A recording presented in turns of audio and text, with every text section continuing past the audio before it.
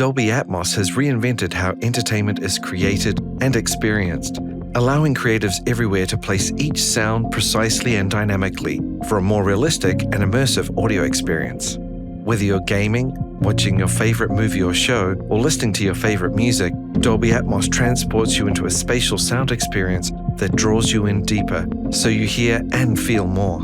Using the integrated Dolby Atmos renderer, you can render and monitor Dolby Atmos mixes within Pro Tools without having to round trip to an external renderer. The Dolby Atmos renderer window provides comprehensive visualization of your Atmos mix from various perspectives and enables you to quickly switch between multi-speaker and binaural headphone monitoring. A setup pane gives you quick access to the headphone re-render, loudness re-render, custom re-renders, I/O setup, trim and downmix, and group settings. For customers mixing Dolby Atmos for larger cinematic workflows or using the Dolby Atmos Music Panner plugin, Pro Tools Studio and Ultimate still support the external Dolby Atmos renderer.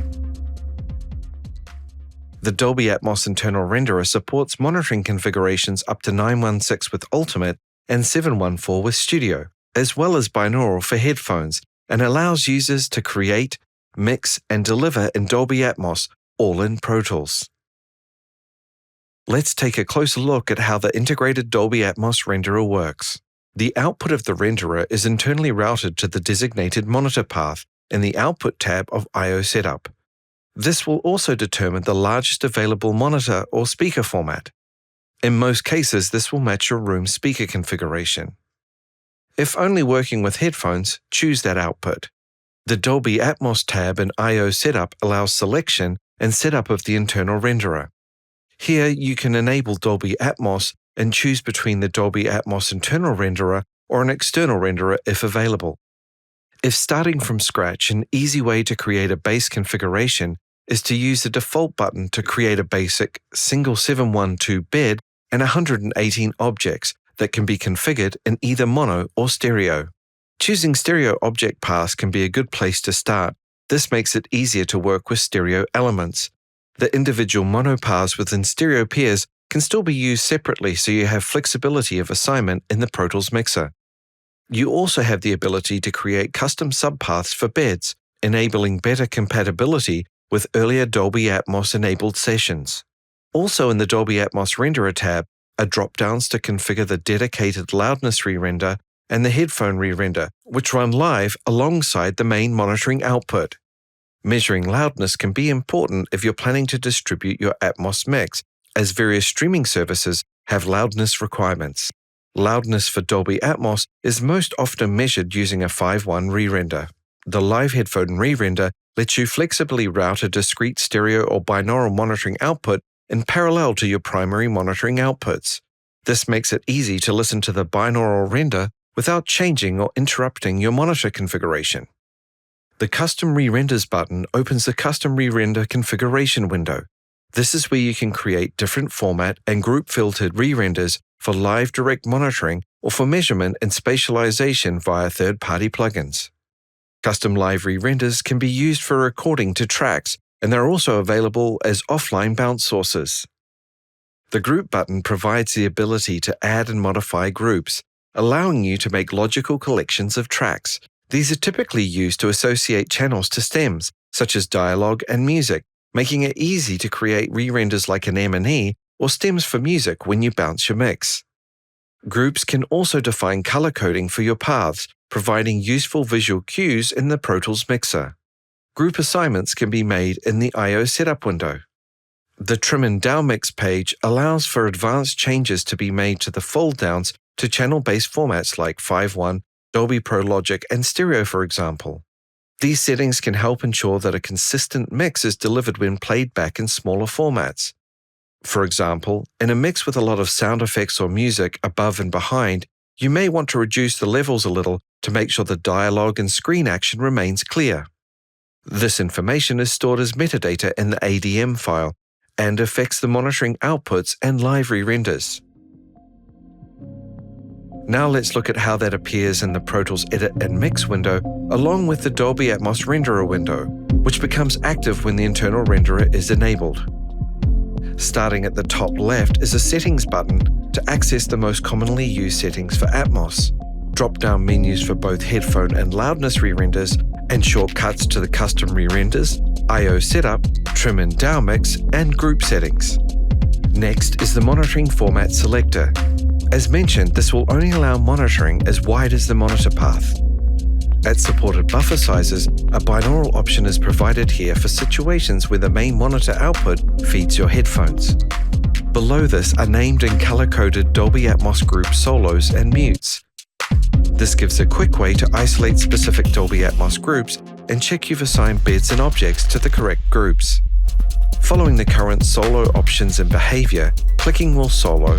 Command clicking on Mac or Control click on Windows will mute, and adding the Option key on Mac or Alt key on Windows will either mute or solo all groups. Objects with active panning information are shown in grey when muted. Across the top right is a general mute button and then mutes for all beds and objects separately. On the left we have channel number and level indicators, the enclosing boxes showing channels grouped as beds and the individual channels configured as objects, a blue ring to indicate an active assignment. In the middle we have a real-time display of objects and their active movement and levels. The room model can be either a theatre or person view. Under Show are several options of what information can be displayed alongside the object. You can freely move the position by clicking and dragging with your mouse, as well as a few preset positions for top and rear. The top right shows the currently selected monitor format. By hovering your mouse over the speaker position indicators, you can reveal speaker solo and mutes. Click on S to solo and M to mute each speaker individually. Holding Option on Mac or Alt on Windows while clicking will solo or mute by layer. Holding Control on Mac or Start on Windows will mute by row. And below this we have a meter. Starting with a very simple example. Here we have a stereo audio track with some drums, which has been assigned to the bed by clicking Output and selecting Bed. When we play, you will notice that the meters in the bed section, as we pan, move across the channels of the 712 bed. The next track is assigned to the first available stereo object under the track controls, and the bus object toggle set to object.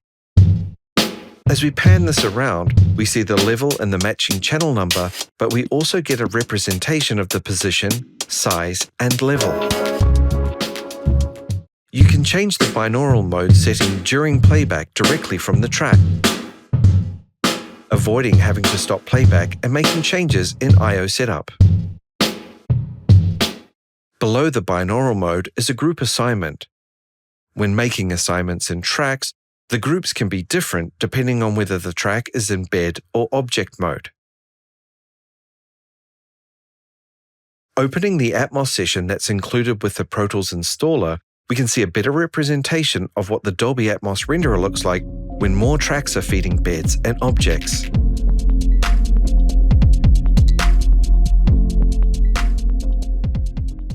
The re-render and custom re-render outputs as configured in the Dolby Atmos tab are available as inputs for AUXs and audio tracks, where they can be monitored, recorded, or used for loudness measurements or other plugins.